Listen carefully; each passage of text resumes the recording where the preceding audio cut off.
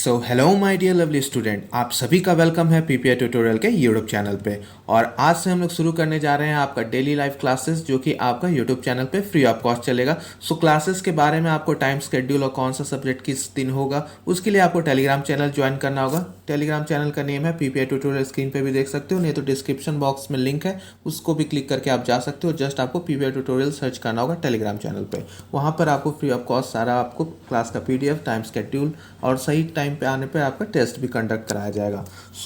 आज की क्लास में हम लोग VVI क्वेश्चंस करेंगे for paramedical and paramedical matric Bihar के लिए, और अच्छे से हम लोग पूरा डिटेल में करेंगे विथ एक्स्ट्रा डिटेल। और अलग से एक और जानकारी, जो भी बच्चे थ्योरी क्लासेस करना चाहते हैं यानी बेसिक से सारे सब्जेक्ट्स को हाई तक पढ़ना चाहते हैं, तो आप हमारे पेड कोर्स को भी ज्वाइन कर सकते हो, जहां पर आपको सारे शिक्षक देख सकते हो पैरामेडिकल क्वालिफाइड है। तो सारे एक्सपीरियंस टीचर जो भी आपके पैरामेडिकल क्वालिफाइड कर चुके उनके द्वारा आपको पढ़ाया जाएगा। और कोर्स का फी आप देख सकते हो अभी बहुत ही कम है, ये जल्दी इंक्रीज कर दिया जाएगा। तो आप अगर इंटरेस्टेड हैं क्लास के बाद, तो आप व्हाट्सएप नंबर पे हमें व्हाट्सएप कीजिएगा, आपको फर्दर सारा डिटेल्स दे दिया जाएगा। तो चलिए समय न लगाते आज की क्लास को शुरू करते हैं। वो प्रश्न ये रहा, the element playing important role in nitrogen fixation, nitrogen निर्धारण में महत्वपूर्ण भूमिका निभाने वाला तत्व कौन सा है? तो आपके ऑप्शंस हैं A molybdenum, B manganese, C copper और डी जिंक। तो आपको बताना है कमेंट बॉक्स में कि इसका करेक्ट आंसर क्या होगा। तो चलिए कमेंट बॉक्स में अपना कोई भी डाउट्स हो तो आप पूछ सकते हो, कमेंट बॉक्स में कमेंट कीजिएगा, मैं ज़रूर रिप्लाई करूंगा आपके डाउट्स का। और आपको ये वीडियो कैसा लगा, अंत में देखने के बाद आप ज़रूर अपना फीडबैक देना। आपको यहाँ बताना है कि करेक्ट आंसर क्या होगा। तो करेक्ट आंसर आपका क्या होगा? मॉलिबेडनम, मैंगनीज, कॉपर या जिंक। नाइट्रोजन फिक्सेशन करने में कौन सा तत्व इंपॉर्टेंट रोल निभाता है? तो आपका करेक्ट आंसर होगा मॉलिबेडनम, वो है ऑप्शन नंबर ए। अब ये क्यों होगा, आइए इसको हम लोग अब डिटेल में समझते हैं। अब पूरा अच्छा से इस क्वेश्चन को हम लोग इलेबोरेट फॉर्म में समझते हैं। आपका रीजन क्या है इसका होने का, ये भी हम लोग समझेंगे। तो सबसे पहले देख लेते हैं कि ये NCERT के कौन से सेक्शन से पूछा गया है, कौन से बुक से। तो ये NCERT biology class 11th chapter number 12 mineral nutrition से पूछा गया है, और टॉपिक नेम है नाइट्रोजन फिक्सेशन यानी बायोलॉजिकल नाइट्रोजन फिक्सेशन, वहां से पूछा गया है। बायोलॉजिकल नाइट्रोजन फिक्सेशन इसका चैप्टर का टॉपिक है। आपको क्या होता है, सबसे पहले बायोलॉजिकल नाइट्रोजन फिक्सेशन वो समझ लेते हैं। तो रिडक्शन ऑफ नाइट्रोजन, नाइट्रोजन का रिडक्शन यानी N2 का रिडक्शन करना और उसको अमोनिया में बदलना NH3 में, इसको हम लोग कहते हैं by the help of living organism, इसको हम लोग कहते हैं बायोलॉजिकल नाइट्रोजन फिक्सेशन। और इसमें मदद करता है इंजाइम, सर्टेन इंजाइम्स। तो फॉर एग्जांपल नाइट्रोजिनेस आपका एक इंजाइम है जो कि आपका ये फिक्सेशन कराने में मदद करता है। अब यहाँ पर मॉलिबेडनम का क्या रोल है, ये एक्ट एज अ एक्टिवेटर, ये एक्ट एज अ एक्टिवेटर, ये एक्टिवेटर के फॉर्म में एक्ट करता है मॉलिबेडनम। मॉलिबेडनम के प्रेजेंस में नाइट्रोजिनेस आपका काम करता है और N2 को आपको कन्वर्ट कराता है NH3 में। फॉर एग्जांपल एक और डाइजेशन का एग्जांपल से समझाते हैं कि हमारा जो पेप्सिन एंजाइम होता है वो सबसे पहले क्या किस फॉर्म में रहता है हमारे पेट में, आमाशय में? तो वो रहता है पेप्सिनोजेन। तो पेप्सिनोजेन को जब HCl के साथ वो ट्रीट होता है तब जाके वो कन्वर्ट होता है पेप्सिन एक्टिव फॉर्म में और अपना वर्क करता है। तो उसी प्रकार से यहाँ पे मॉलिबेडनम जब आता है नाइट्रोजनस के साथ, तब इसको एक्टिवेटर के रूप में काम करता है, तब जाके आपका नाइट्रोजन यानी N2 कन्वर्ट होता है NH3 में। और इस प्रोसेस को, होल प्रोसेस को हम लोग क्या बोलते हैं?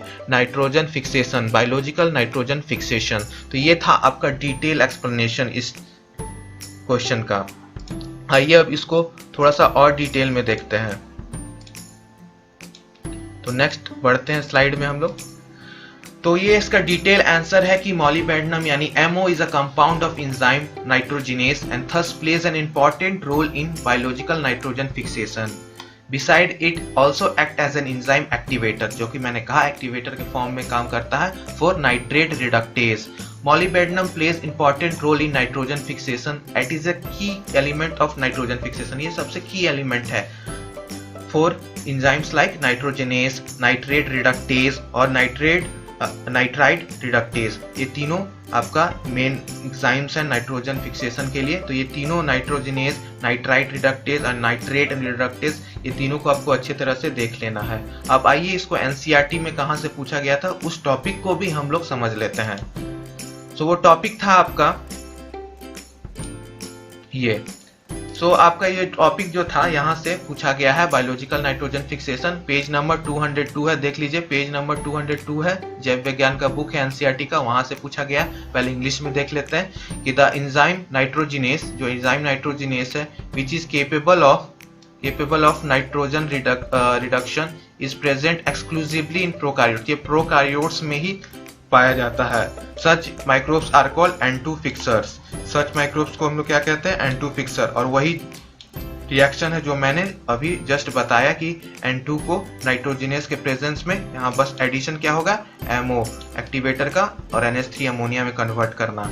तो नाइट्रोजन फिक्सेशन का जो होता है microbes could be free living और सिम्बायोटिक। सिम्बायोटिक्स भी होता है और फ्री लिविंग भी होता है। तो ये पूरा लाइन अच्छे से समझना। एग्जाम्पल्स आपको बहुत इंपॉर्टेंट होते हैं, तो एग्जाम्पल्स आपको याद रखना। हो सकता है अगले बार एग्जाम्पल्स में आपको पूछ दे कि फ्री लिविंग या सिम्बायोटिक यानी स्वतंत्र या सहजीवी जीव कौन से हैं इसमें से। तो एग्जाम्पल्स में एजिटोबैक्टर, रेयोडोस्पिरिलम, बैसिलस, एनाबेना, नॉस्टॉक, ये सब आपको इसमें कैटेगरी वाइज याद रखना है कि फ्री लिविंग्स कौन से हैं, नॉन फ्री लिविंग्स कौन से हैं। हिंदी में भी सेम चीज वही दे रखा है, एक बार हम लोग को बस रीड कर लेना है। तो ये था आपका पहला जो कि नाइट्रोजन अपचन के बारे में था। इसको मैंने डिटेल में समझा दिया। चलिए अब नेक्स्ट क्वेश्चन पे चलते हैं। नेक्स्ट क्वेश्चन भी इसी तरह से हम लोग डिटेल में इलैबोरेट करके पढ़ेंगे कि एक ही बार में हमारे ये क्वेश्चन समझ में आ गया। तो अब सेकंड क्वेश्चन हम लोग इसी प्रकार से देखेंगे।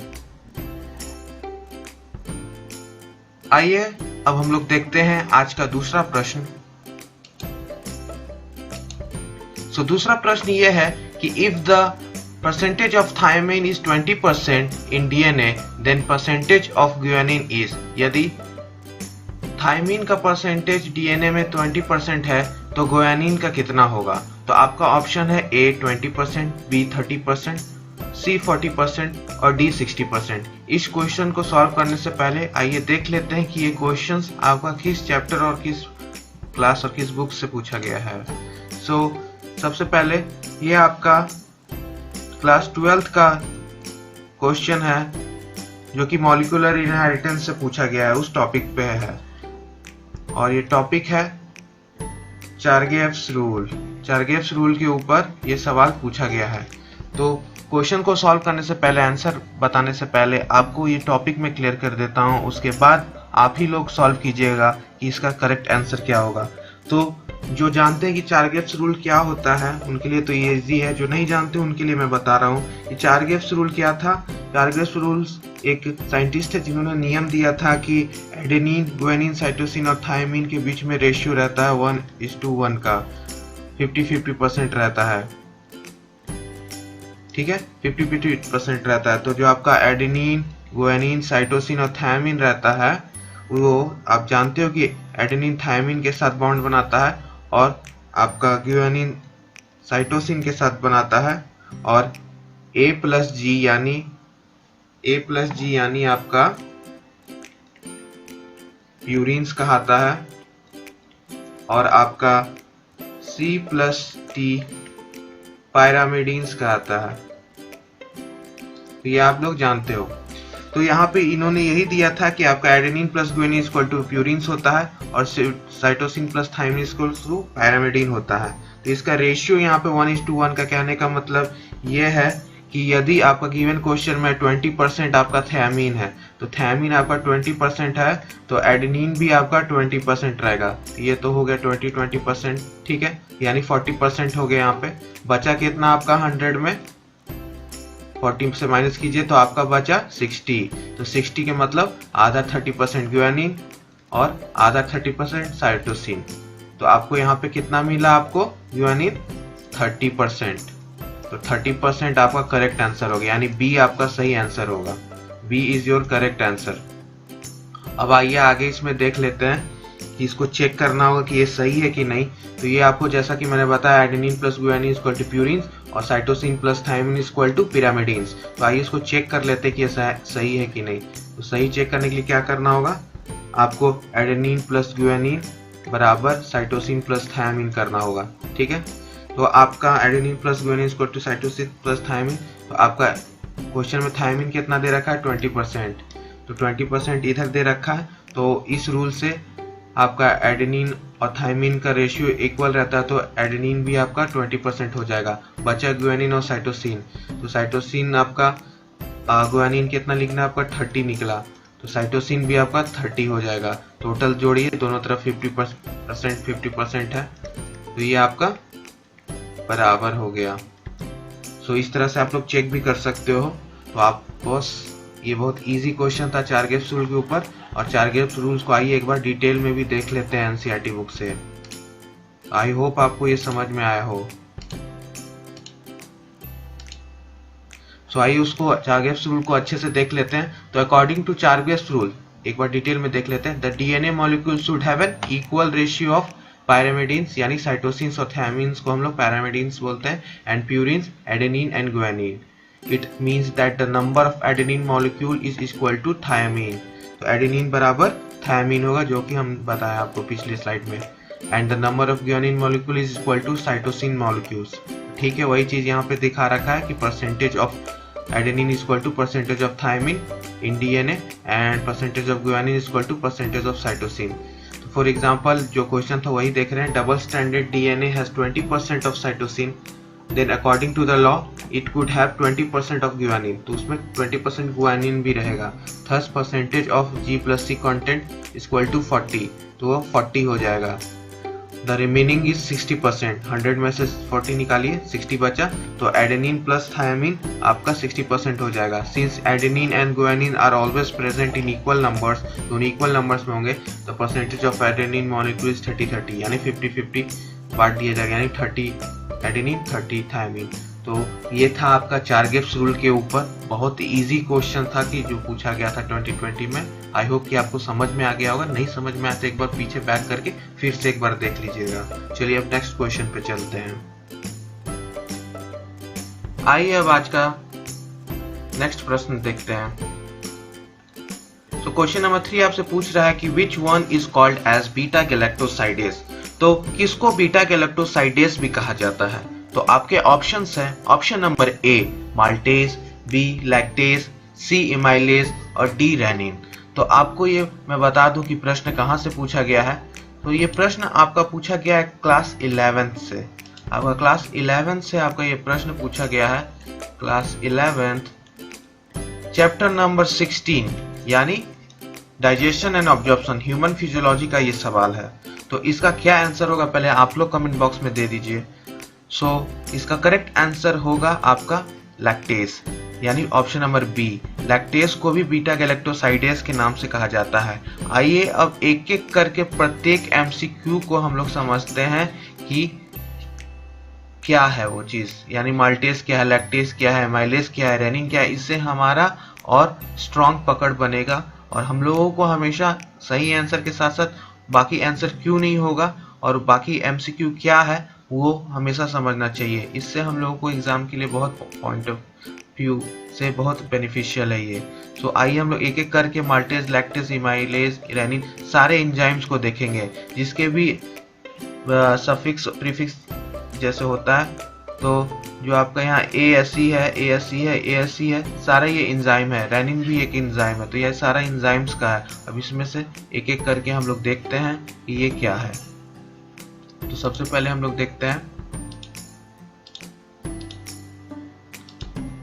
कि आपका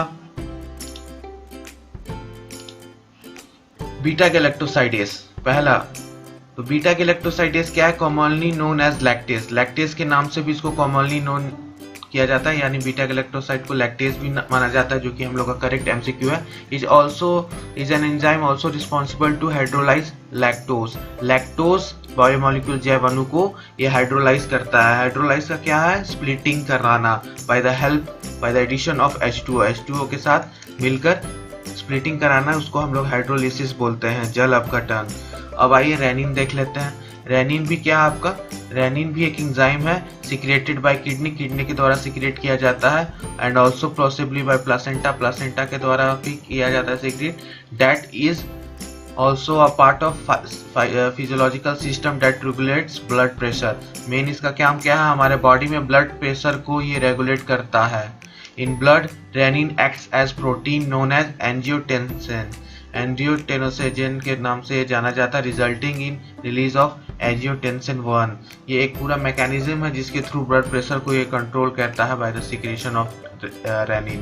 तो ये था आपका रेनिन का। अब जाइए माल्टोज यानी माल्टेज एंजाइम के ऊपर। तो माल्टोज क्या करता है, माल्टोज जैवनु यानी बायोमोलिक्यूल को कन्वर्ट करता है ग्लूकोज में। तो ये आपका फॉर एग्जांपल सिंपल शुगर है C12H22O11 एक्वस में, इसमें H2O हम लोग ऐड करते हैं हाइड्रोलिसिस के लिए, और इसका 2 वो हम लोग ग्लूकोज बनाते हैं, 2 molecules of glucose, that is 6,6H12O6।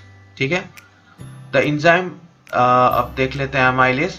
तो आपका द एंजाइम एमाइलेज कन्वर्ट इस 4 इनटू ग्लूकोज, स्टार्च को ग्लूकोज में कन्वर्ट करता है। तो ये भी by the help of hydrolysis जल अपघटन से स्टार्च को कन्वर्ट करता है ग्लूकोज में। तो ये था आपका डिटेल एक्सप्लेनेशन पूरा चारों एमसीक्यू का। आई होप आपको अब ये क्वेश्चन समझ में आ गया होगा, और इसके लिए आप रेफरेंस कर लीजिए एनसीईआरटी का human physiology digestion and absorption, वहाँ से ये पूरा सवाल था।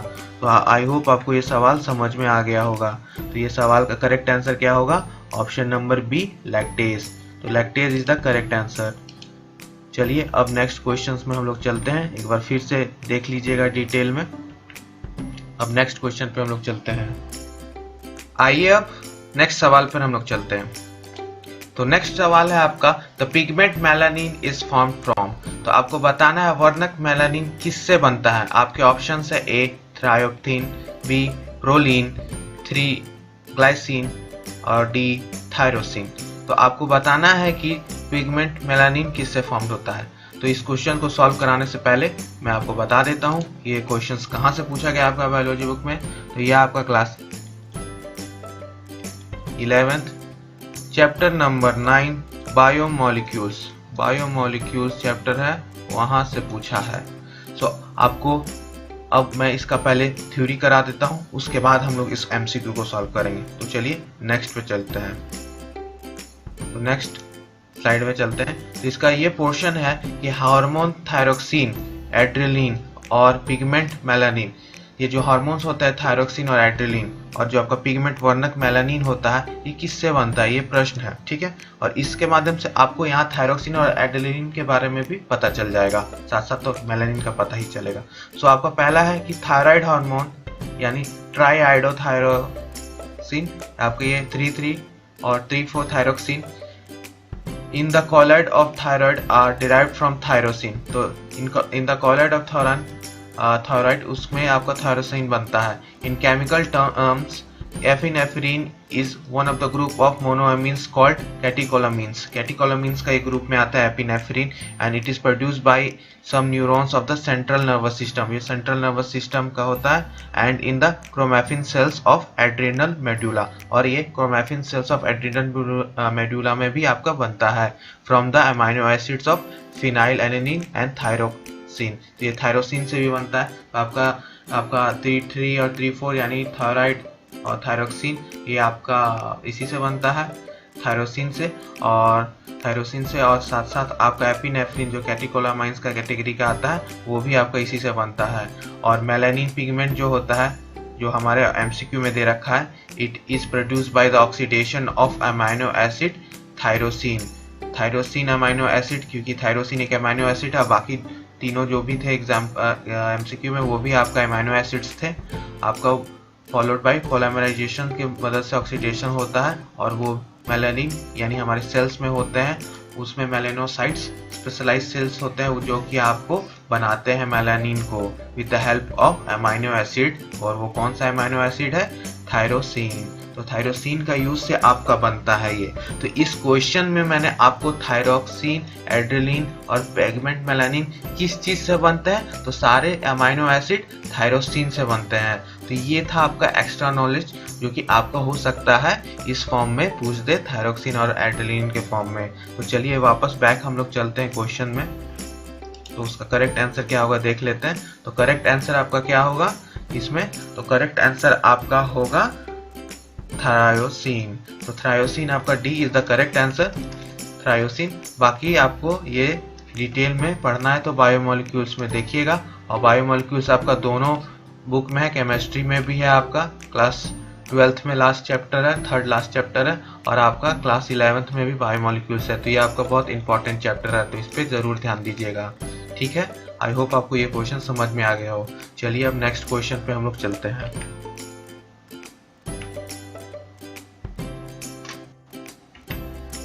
आइए अब नेक्स्ट सवाल पे बढ़ते हैं। आपका नेक्स्ट सवाल है question number 5, the bacterium that causes botulism. Botulism का कारण बनने वाला कौन सा जीवाणु है, ये आपका क्वेश्चन है। आपका पहला है ऑप्शन फैकल्टेटिव एनारोब यानी विकल्पीय जीवी, दूसरा है फैकल्टेटिव एरोब यानी विकल्पीय वायुजीवी, सी है आपका एन ऑब्लिगेट एनारोब यानी अविकल्पीय वायुजीवी, और डी एन ऑब्लिगेट एरोब यानी अविकल्पीय वायुजीवी। तो आपको बताना है कि बैक्टीरिया डेट काउजेस बॉट्यूलिज्म। तो आपको ये क्वेश्चन 2 बार रिपीट हुआ, ये आपको 2019 में भी सेम प्रश्न आया था। सो ये प्रश्न आपको 220 में भी पूछा गया है, 2020 में। तो ये आपका डायरेक्ट क्वेश्चन सेम आया। जब मैं 2019 का क्वेश्चन करवाऊंगा वहां पर भी आपको ये सेम प्रश्न दिखेगा। तो ये बहुत इंपॉर्टेंट प्रश्न है, इसको अच्छे से करना है हम लोगों को। और ये मैं बता देता हूँ कि किस चैप्टर से, ये क्लास 12th चैप्टर नंबर 8 आपका जो ह्यूमन हेल्थ एंड डिजीजेज है उसका टॉपिक नंबर 8.1 में वहां से ये प्रश्न पूछा गया है। तो इस चैप्टर को भी अच्छे से एक बार देख लीजिएगा। आइए इसको डिटेल में हम लोग देखते हैं इसका आंसर क्या होगा, उसके बाद आके हम लोग एमसीक्यू लगाएंगे। इसका थ्योरी देख लेते हैं एक बार पहले। तो थ्योरी ये है कि botulism is a type of food poisoning, ये एक टाइप का फूड पॉइजनिंग है जो कि काउज्ड बाय टॉक्सिन जो हमारे बॉडी में प्रोड्यूस होता है by the bacterium clostridium botulinum. ये आपका जो बैक्टीरिया है क्लोस्ट्रीडियम बोट्यूलिनम उसके द्वारा किया जाता है, होता है पॉइजनिंग। तो ये क्या है, एक ऑब्लिगेट एनारोब है, ये एक ऑब्लिगेट एनारोब है यानी ये एक अवायुजीवी है। ठीक है, an obligate anaerobe is an organism that can not grow in the presence of oxygen. ये ऑक्सीजन के प्रेजेंस में नहीं ग्रो कर सकता है। And it attacks the nervous system of the body, ये नर्वस सिस्टम को अटैक करता है हमारे बॉडी में और टॉक्सिन बनाता है। ठीक है, और उसके सिम्टम्स है कि वीकनेस होने लगेगा, ब्लड विजन रहेगा, धुंधला दिखेगा, फीलिंग टायर्ड महसूस होगा, डिफिकल्टी इन स्वेलिंग, खाना खाने में दिक्कत होगा, ट्रबल टू स्पीक, बोलने में भी दिक्कत होगा। तो ये आपका इतना सिम्टम्स है इस बीमारी का। सो ये क्वेश्चंस बहुत इंपॉर्टेंट है। आइए अब मेन क्वेश्चंस पे चलते हैं। यहाँ पे हम लोगों को क्या मिला आंसर, ऑब्लिगेट एनारोब। सो आपका कौन सा है an obligate anaerobe, option number C is your correct answer. अविकल्पीय वायुजीवी आपका करेक्ट आंसर होगा। सो इस तरह से हम लोगों को क्वेश्चंस को करना है कि इस तरह से कि आपको पूछ दे घुमा के भी क्वेश्चंस तो हो जाए। सो आपको हर क्वेश्चंस को अच्छे से डिटेल में थ्योरी वाइज भी पढ़ना है, और मैं हर क्वेश्चंस को आपको एक्सप्लेन करूंगा और कहाँ से पूछा है, किस टॉपिक से पूछा है, ये भी हर प्रत्येक क्वेश्चन में बताते चलूंगा कि इससे आपको क्लियर हो जाए। और आप इसका नोट्स जरूर बनाएं प्रीवियस ईयर का, जैसे मैं बताते जा रहा हूँ, और चैप्टर वाइज और टॉपिक नंबर जरूर लिखें और उस टॉपिक को अच्छे से करिए। ठीक है, तो चलिए अब नेक्स्ट क्वेश्चन में चलते हैं। आइए अब नेक्स्ट क्वेश्चन को देखते हैं। तो नेक्स्ट क्वेश्चन आपसे क्या पूछ रहा है, नेक्स्ट क्वेश्चन आपसे पूछ रहा है कि which of the following plant produce seeds but not flowers. कौन से पौधे बीज पैदा करते हैं लेकिन फूल नहीं। तो ये आपको बताना है, ए मेज, बी मिंट, सी पीपल या डी पाइनस। तो ये बहुत इजी सवाल है, आपको जो भी पूछा गया है आपका चैप्टर नंबर 3 प्लांट किंगडम से सवाल पूछा गया है। प्लांट किंगडम से चैप्टर से पूछा गया है क्लास 11 का। तो क्लास 11 का प्लांट किंगडम बहुत इंपॉर्टेंट चैप्टर है, इसके एग्जाम्पल्स बहुत इंपॉर्टेंट है। तो आपको एग्जाम्पल्स हर चीज का याद रखना है इस चैप्टर में। आइए देखते हैं क्वेश्चंस को डिटेल में क्या होगा आंसर, कि इनमें से कौन से प्लांट है जो प्रोड्यूस करते हैं सीड सीड तो प्रोड्यूस करते हैं बट उनमें फूल नहीं होता, फ्लावर नहीं होता। सो जिम्नोस्पर्म्स जो होते हैं are the plants that bear seed but are naked, that is they do not have flowers. On the other hand angiosperm are the plant that bear flowers around seeds. So मतलब seeds के around flower आपका angiosperm में होता है, gymnosperm में नहीं होता है। तो आपको समझ में आ गया कि जो जिम्नोस्पर्म है उसमें आपका बस सीड होगा, फ्लावर नहीं होगा, और एंजियोस्पर्म में सीड के आगे साथ साथ फ्लावर भी रहेगा। तो gymnosperm are the flowerless seed bearing plants, they possesses naked seed. In the given option, हमारा जो गिवन ऑप्शन था उसमें पाइनस करेक्ट आंसर होगा, और जो कि वो जिम्नोस्पर्म है। ऑन द अदर हैंड बाकी तीनों जो थे वो आपके एंजियोस्पर्म्स थे, which bear flowers, fruits and seed. तीनों चीज उसमें होगा, फ्लावर भी होगा, फ्रूट भी होगा और सीड भी होगा। तो यहाँ से आपको जिम्नोस्पर्म और एंजियोस्पर्म दोनों अच्छे से करना है, और इसके एग्जाम्पल्स आपको अच्छे से याद करने हैं। देख सकते हो कि पाइनस के ऊपर पूछा है, तो अगर आपको एग्जाम्पल्स याद रहेगा कि वो जिम्नोस्पर्म का एग्जाम्पल है तभी आप इस टाइप के क्वेश्चंस करोगे। और बायोलॉजी में मैं हमेशा बोलता हूँ कि बायोलॉजी में एग्जाम्पल्स रिलेटेड क्वेश्चंस बहुत आते हैं, ठीक है। एग्जामिनर्स आपका क्वेश्चंस एग्जाम्पल्स के रिलेट करके बहुत पूछता है, और आपको हर क्वेश्चंस में एग्जाम्पल्स के फॉर्म में ही जो एग्जाम्पल्स हैं थ्योरी का उसी के ऊपर आपको दिख जाएंगे, और मैं आपको हमेशा बताता चलूंगा कि ये क्वेश्चन एग्जाम्पल बेस्ड क्वेश्चन है। सो चलिए अब पिछला स्लाइड में जाके हम लोग देख लेते हैं कि आपका करेक्ट आंसर क्या होगा। तो करेक्ट आंसर आपका होगा डी, पाइनस। बाकी ये तीनों क्या है, ये तीनों आपका एंजियोस्पर्म है।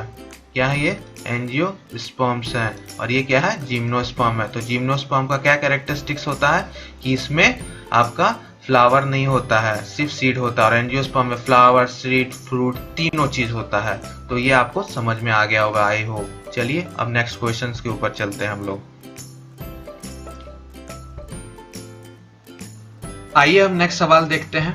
नेक्स्ट सवाल आपसे ये पूछ रहा है कि आपका क्वेश्चन नंबर 7 ये है कि विच हैज क्लोरोक्लोरीन पिगमेंट। क्लोरोक्लोरीन वर्णक कौन सा है? तो पहला है आपका ऑप्शन एनिलिडा, बी इंसेक्टा, सी इकाइनोडर्माटा और डी लोअर कॉर्डेटास। तो आपको बताना है कि इसमें से क्लोरोक्लोरीन पिगमेंट कौन सा क्लास में होता है, फाइलम का। सो आपका ऑप्शन है Annelida, insecta, Echinodermata, lower Chordata. तो इसका करेक्ट आंसर होगा आपका ए, एनिलिडा। और वो कैसे, आइए हम लोग देख लेते हैं कि आपका ये जो होता है एनिलिडा, ये आपका आप देख सकते हो ये एनिमल किंगडम का सवाल है। एनिमल किंगडम यानी क्लास 11th का चैप्टर नंबर 4 का। तो ये आपको चैप्टर्स अच्छे से करने हैं, और ये भी देख सकते हो आप एग्जाम्पल्स के फॉर्म में। आपको एक पिगमेंट दे रखा वर्ण, और आपको पूछ रहा है कि वो कौन सा एनिमल किंगडम के कौन सा फाइलम में क्लास से आता है। तो ये आपको समझना है यहाँ पे। सो एनिलिडा आपका एक वर्म है, क्लास है, मतलब एक क्लास है, ठीक है, जो कि पॉलीकीटा में आता है। पॉलीकीटा का एक क्लास है, और एग्जाम्पल्स में आपका वर्म्स का हो गया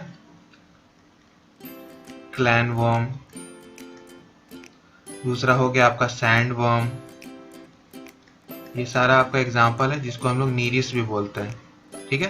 तो ये आपका एग्जाम्पल हो गया एनिलिडा का, chapter number 4 class 11th animal kingdom से पूछा गया है। अब आपको क्या करना है कि आपको इंसेक्टा का सारा एग्जाम्पल्स देखना है और पिगमेंट्स, इकाइनोडर्माटा का देखना है सारे एग्जाम्पल्स और पिगमेंट, और लोअर कॉर्डेटा का आपको एग्जाम्पल्स और पिगमेंट देखना है। तो अभी क्लास के बाद आपका ये होमवर्क है कि आपको ये देखना है, ठीक है। तो इसका एनिलिडा होगा। और ये क्लोरोक्लोरीन पिगमेंट क्या है, ये रिस्पिरेटरी पिगमेंट है। ये क्या है, रिस्पिरेटरी पिगमेंट है, ठीक है, जो कि एनिलिडास में पाया जाता है। तो ये एक रिस्पिरेटरी पिगमेंट है। तो आई होप आपको ये समझ में आ गया होगा क्वेश्चन नंबर 7। चलिए हम नेक्स्ट क्वेश्चन के ऊपर चलते हैं।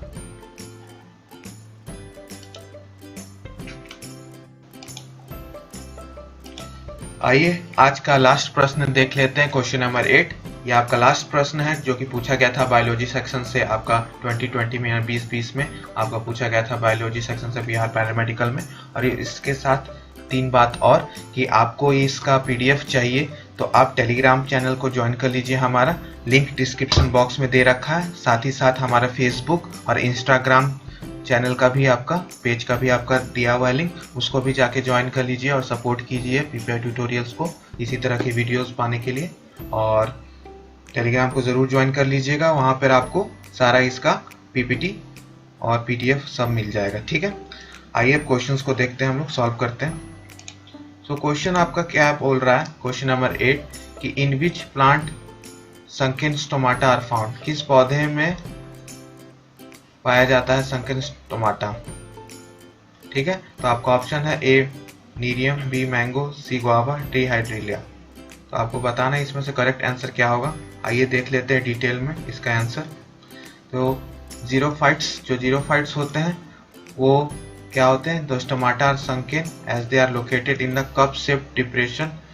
सो जीरोफिटिक प्लांट्स आपके जो होते हैं जिसमें संकेन स्टोमाटा रहता है in the cup shaped depression के फॉर्म्स में, एग्जांपल में नीरियम, नीरियम उसका एग्जांपल हो गया। एक तरह का ये एडेप्टेशन है जिसमें रिड्यूस हो जाता है loss of water in the xerophytic plants. तो ये लॉस ऑफ वाटर का रिड्यूस कर देते हैं, एग्जांपल में आपका नीरियम हो गया, तो नीरियम आपका करेक्ट आंसर हो गया। तो आपको ये क्वेश्चन समझ में आ गया होगा कि नीरियम इसका एग्जांपल है। नीरियम एक जीरोफिटिक प्लांट है जिसमें plant sunken stomata are found. So आपको ये क्वेश्चन समझ में आ गया होगा। सो इसी तरह के वीडियोस पाने के लिए पीपीआई ट्यूटोरियल को सब्सक्राइब कर लीजिएगा और इस चैनल को सपोर्ट कीजिए। और आपको कैसा लगा ये वीडियो कमेंट में बताइएगा, और कोई भी आपको समस्या आई होगी इस क्वेश्चंस में तो ज़रूर कमेंट करके हमें बताइएगा, मैं प्रत्येक कमेंट्स का आंसर दूंगा। इसी तरह के वीडियो पाने के लिए देखते रहिए पीपीआई ट्यूटोरियल को। धन्यवाद एंड प्लीज़ डू सब्सक्राइब।